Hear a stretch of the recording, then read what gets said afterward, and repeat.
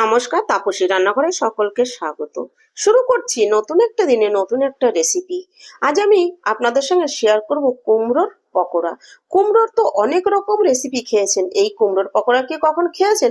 একদমই নতুন একটা রেসিপি। দেখুন উপরটা কতটা ক্রিসপি, শব্দতেই বুঝতে পারবেন, আর ভিতরটা ততটাই নরম। এই রেসিপিটি তৈরি করে যাকে খাওয়াবেন না কেন সে বুঝতেই পারবে না যেটা কুমড়ো দিয়ে তৈরি করা হয়েছে। আর যারা কুমড়ো খেতে পছন্দ করে না তাদের কিন্তু এরকম পকোড়া বানিয়ে খাওয়াতেই পারেন।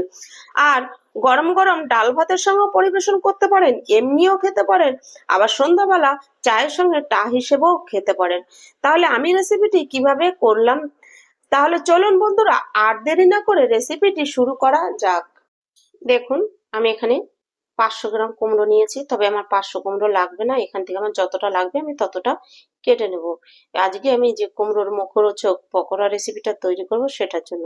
কুমড়োর তো অনেক তরকারি, ভাজা, ভাতে বা সিদ্ধ অনেক রকম, বা নিরামিষ তরকারি অনেক রকম আমরা খেয়েছি। এবার একঘেয়েমি সব সময় ওই কুমড়ো তরকারি, ভাজা, ভাতে কি সবজি এসব খেতে ভালো লাগছে না। একবার এরকম পকোড়া করে দেখুন। এবার আমি কুমড়োটা কেটে ধুয়ে নিয়ে তারপরে আসছি। কাটার মধ্যে কুমড়োটা শুধু এই পিছনের অংশটা আমি বাদ দিয়ে দেবো, পিছনে যে শক্ত অংশটা আছে এটা শুধু বাদ দিয়ে দেবো। দেখুন আমি কুমড়োগুলো ছুলে ধুয়ে নিয়েছি। এখানে আমি 100 গ্রাম কম নিয়েছি, 400 গ্রাম পরিমাণ আমি কুমড়ো নিয়ে নিয়েছি। আমার এটাতেই হয়ে যাবে। এবার আমি এরকম ছোট একটা গ্রেটার নিয়েছি, আমি গ্রেটারে কুমড়োটা এরকম করে গ্রেট করে নেব। আপনারাও কিন্তু এরকম ছোট একটা গ্রেটারেই কুমড়োটা গ্রেট করবেন, সেটা ভালো হবে। একদম মিহি, এই যে একদম মিহি করে গ্রেট হবে, এটাতে ভীষণ ভালো হবে।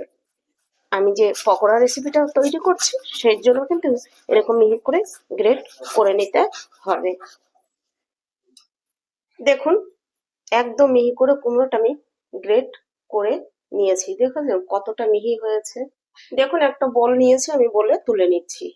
এবার দিয়ে দিচ্ছি চা চামচের হাফ চামচ হলুদ গুঁড়ো, দিচ্ছি 1 চা চামচ কাশ্মীরি লঙ্কার গুঁড়ো, এতে কালারটা ভালো হবে। দিয়ে দিচ্ছি ছোট 1 চামচ নুন, পরিমাণ মতো নুনটা দিতে হবে। কাশ্মীরি লঙ্কার গুঁড়োটা আপনারা ঘরে তৈরি করলে না দিলেও চলবে। দিয়ে দিচ্ছি বড় সাইজের একটা পেঁয়াজ কুচি, তবে পেঁয়াজটা আমি কিভাবে কেটে নিয়েছি একটু দেখিয়ে দিচ্ছি। এই দেখুন ঠিক এরকম করে সরু সরু করে কেটে নিয়েছি। কুমড়োটা যেহেতু একদম সরু করে গ্রেট করেছি তার জন্য পেঁয়াজটাও কিন্তু সরু সরু করে কেটে নিয়েছি। দিয়ে দিচ্ছি 5 থেকে 6 কোয়া রসুন, গ্রেট করে নিয়েছি রসুন। এবার দিয়ে দিচ্ছি 1 ইঞ্চি পরিমাণ গ্রেট করা আদা। এবার দিয়ে দিচ্ছি ছোট ছোট 4 থেকে 5টা কুচানো কাঁচা লঙ্কা। এবার সব উপকরণগুলো দিয়ে আমি প্রথমে একটু মিশিয়ে নিচ্ছি। আর আপনারা যদি এখানে নিরামিষ ভাবে খেতে চান তাহলে রসুন আর পেঁয়াজটা বাদ দিয়েও করতে পারবেন, সেক্ষেত্রেও কিন্তু খেতে খারাপ লাগবে না। তবে আদা কুচিটা বা গ্রেট করা আদাটা অবশ্যই দেবেন, সেতে কিন্তু বেশ সুন্দর একটা সেন্ট হবে। দেখুন কুমড়োর এই পকোড়াটা খেতে যে এত মজার হয়, আপনারা না বানালে এটা বুঝতেই পারবেন না। আপনারা ডাল ভাতের সঙ্গে পরিবেশন করতে পারবেন, এমনিও খেতে পারবেন, বা সন্ধ্যাবেলা চায়ের সঙ্গে কিন্তু টা হিসেবে এই কুমড়োর পকোড়াটা ব্যবহার করতে পারবেন। আর খেতে যে এত ভালো হয় না, না বলা, না করে খেলে বুঝতেই পারবেন না আপনারা। আর এইভাবে বাচ্চাদের পকোড়া করে দিলে বাচ্চারাও বেশ কুমড়োটা খেয়ে নেবে। আর কুমড়ো কিন্তু ভীষণ ভালো। আর আমি পরিমাণে ঝালটা, আমি যেহেতু একটু ঝাল ঝাল করবো তাই ঝালটা আমি আমার পরিমাণ মতো দিয়েছি। আপনারা ঝালটা আপনাদের পছন্দ মতো ব্যবহার করবেন। এবার দিয়ে দিচ্ছি এখানে 4 টেবিল চামচ বেসন আছে, আর দিয়ে দেব এখানে আছে 3 টেবিল চামচ চালের গুঁড়ো। সেখান থেকে আমি প্রথমে 2 টেবিল চামচ পরিমাণ দিচ্ছি। দেখুন 1 টেবিল চামচ পরিমাণ আমি রেখে দিচ্ছি। এবার বেসন আর চালের গুঁড়ো দিয়ে আমি ভালো করে মেখে নিচ্ছি। আমি এখানে যেহেতু চালের গুঁড়ো ব্যবহার করেছি, আপনাদের কাছে চালের গুঁড়ো কাছে না থাকলে সেক্ষেত্রে কিন্তু আপনারা সুজি ব্যবহার করতে পারবেন। চালের গুঁড়োটা দিলে ভীষণই ক্রিস্পি হবে বা মুচমুচে হবে, উপরটা ভীষণই ক্রিস্পি হবে আর ভিতরটা থাকবে একদমই সফট। এবার দেখুন এখানে আমি দিয়ে দিচ্ছি 1 চা চামচ ইনো। আপনাদের কাছে বেকিং সোডা বা বেকিং পাউডার, পাউডার না বেকিং সোডা বা যেটাকে বলা হয় খাবার সোডা, সেটা থাকলে সেটাও ব্যবহার করতে পারেন। এবার আমার হাতের কাছে এখন বেকিং সোডা নেই, তাই আমি ইনো দিয়ে দিয়েছি। বেকিং সোডা যে কাজ করবে ইনো দিলেও কিন্তু সেই একই কাজ করবে। ইনো দিয়ে আমি ভালো করে দেখুন মিশিয়ে নিচ্ছি।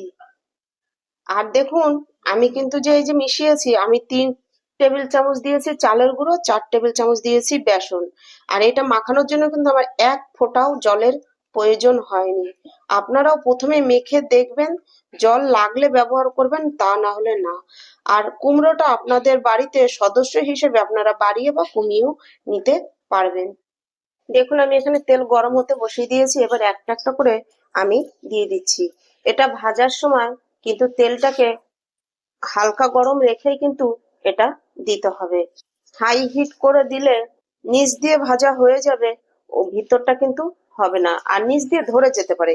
উপর দিয়ে কালার চলে আসবে, কিন্তু এর ভিতরে কিন্তু কাঁচা থেকে যাবে। সেই জন্য তেলটা মাঝারি হিট রেখেই কিন্তু করে নিতে হবে। দেখুন এবার আমি একে একে উল্টে দিচ্ছি।